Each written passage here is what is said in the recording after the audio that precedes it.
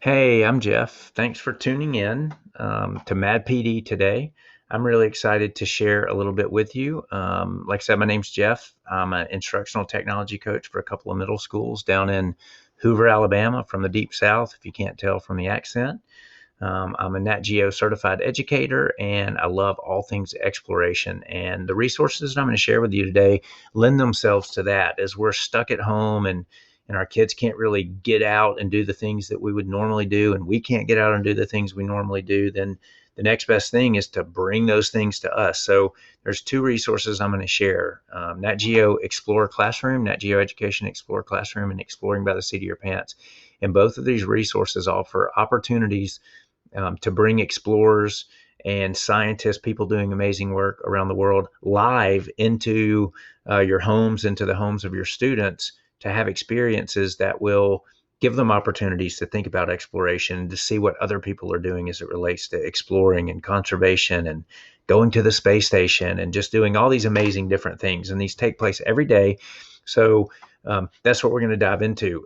If you don't know about these resources, hopefully this will be beneficial and you'll learn something along the way. So I'm just going to zip through them and I show you just really quick, kind of drive through the sites, show you how to navigate and access them. And then we will spend some time hopefully together live, and we can talk and you can ask questions or whatever on the Twitter. So with that said, let me go to the next slide.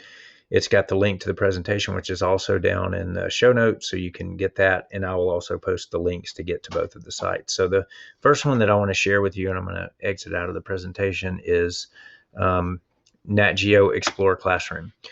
So what Explore Classroom is it is a National Geographic gets their explorers to do these 45-minute experiences through streaming, live streaming, which are hosted on YouTube.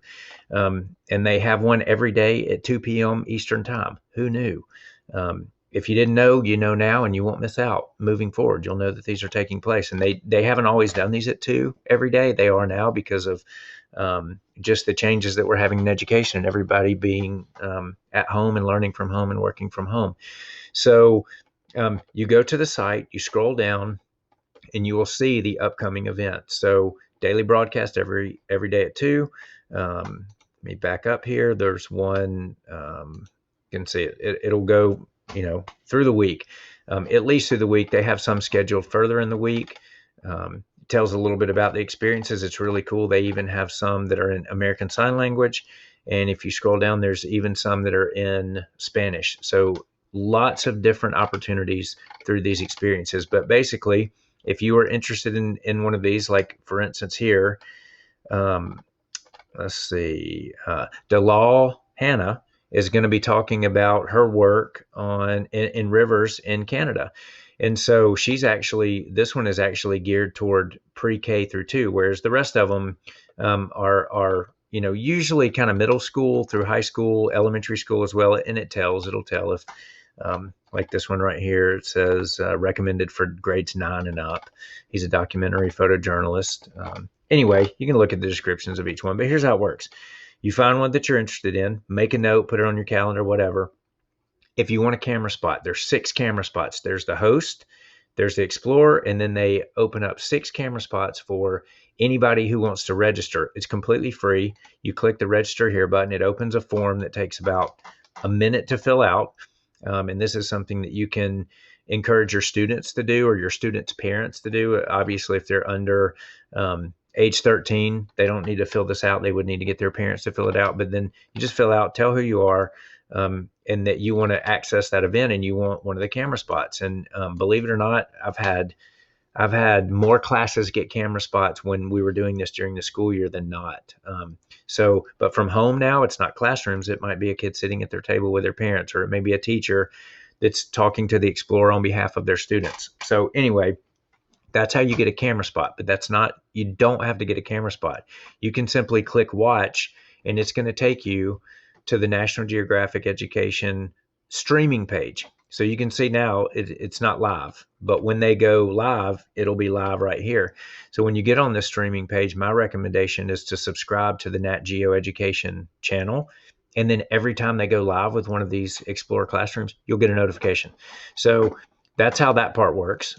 You can just tune in on YouTube. And then once it is live, if you're logged into Google, you can participate in the chat. So even though you don't have one of the camera spots, you could still ask the Explorer a question or make a comment, tell where you're from. And the host will field those questions when it's time for the Explorer to do their Q&A. So typically the way these look, the host will introduce them, give a little background on them. The Explorer will tell their story. Maybe they do a presentation or something for about 15 minutes, and then they'll spend the rest of the time engaging with the audience, with the students and whoever's participating and watching.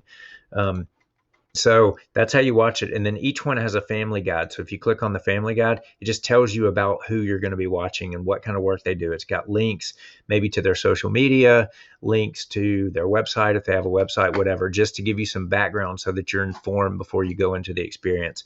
So if you know you're going to do one of these with your students, you could grab that link and say, hey, I want everybody to read this before tomorrow when you go in and you watch this person do their story. Really cool. Some of these are actually from in the field. They have satellite units satellite phones with cameras they send out to these people.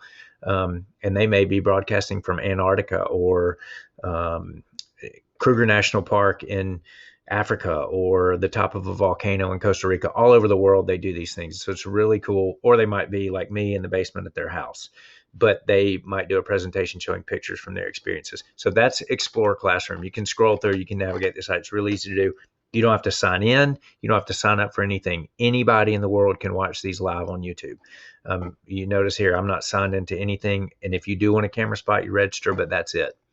All right. The other resource that's just like this is called Exploring by the Seat of Your Pants. It's just a different flavor. It's actually the original one. Joe Grabowski started this a few years back. And then National Geographic started doing a version of it with his blessing. And he actually hosts both of them. And he's a National Geographic Education Fellow.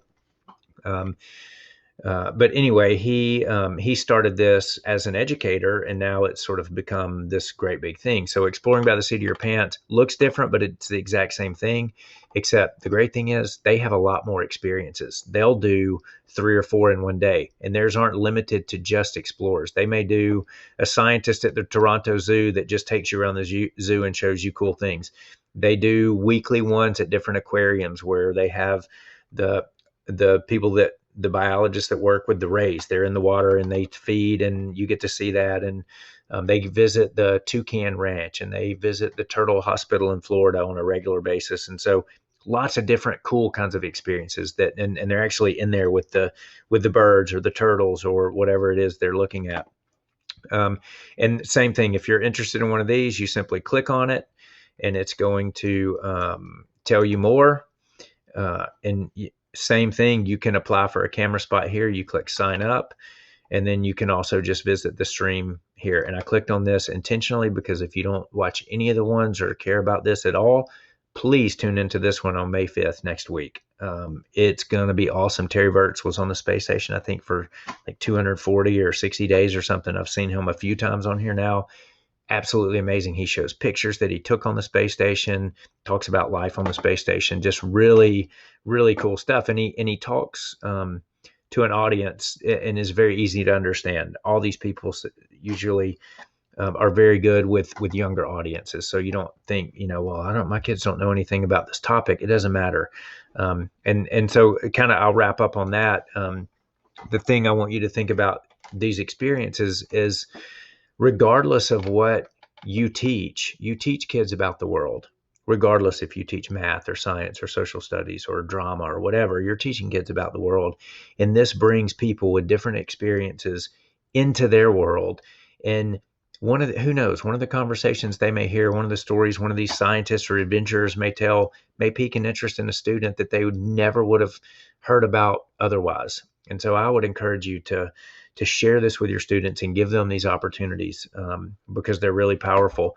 So let me show you one more thing. I'm just going to show you what these look like. So this is one of my favorite ones. This one just recently happened in December. These guys are live from Antarctica. Check this out. This population of penguins might not have seen a human being on this island for years. They're looking at us like we're aliens. What are you guys doing here? It is really spectacular. Maybe Alyssa can just show you what's behind us if I duck a little bit. Do you see those? Look at that. There's penguins everywhere. All kinds of and they're penguins in back there. Antarctica. So we can Icebergs behind them. So this is really cool. So you can see here's the chat unfolding over here. But this was actually a really cool one, because when you started watching this, you had no idea there were penguins directly behind them until they revealed that. It's really cool. You know, you're sitting live at your chair in Hoover, Alabama, and they're in Antarctica, and you're engaging and talking with them. So it doesn't get much more cooler than that. I think they're awesome. I think everybody should be doing these in their classrooms, or at home. You know, at my house, we're really nerdy, and we may just pull these up on YouTube on the TV when they go live. So explore classroom, exploring by the seat of your pants, great experiences. Last thing I'll leave you with is on this thing, I put some ways for participating in the experience, and then things to think about. Maybe you can do an exit ticket after your kids watch, or you can encourage them to do some research beforehand about the Explorer, the topic. Maybe they're going to be talking about plastics in the oceans, and they could do some research or whatever.